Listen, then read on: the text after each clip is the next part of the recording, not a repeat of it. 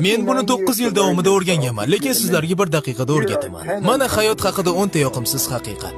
Birinchi, oylik bu sizni orzularingizni unutishga yordam beradigan dori. Ikkinchi, agar siz qulay daqiqani kutsangiz, butun hayotingizni behuda sarflagan bo'lasiz va hech narsa bo'lmaydi. Uchinchi, siz do'stlaringiz va yaqinlaringizga ishonsangiz ham ularga o'zingiz haqingizda hech narsa aytmang. To'rtinchi, agar hayotingizni yaxshilashni boshlasangiz, siz 99% do'stlaringizdan ayrilasiz. Beshinchi, siz o'zingizni 10 karra baxtli his qilasiz, qachonki ota-onangizni rozi qilib, o'zingizni muammoyingizda ularni aybdor qilmasangiz. Oltinchi, siz yanada yetuk bo'lasiz, qachonki har narsani yuragingizga yaqin olavermasangiz. Yettinchi, siz o'zingizni rivojlantirishingiz uchun 100 ta kitob kerak emas, sizga faqat disiplina va harakat kerak. 8. Yer yuzidagi eng qiyin missiya bu orzularga e'tibor qaratish, eng osoni esa shunchaki nolish. 9. 30 yoshga kelib atrofingizdagi do'stlaringiz ko'proq pul topish, tanasi va oilasiga g'amxo'rlik qilishni o'ylashi kerak.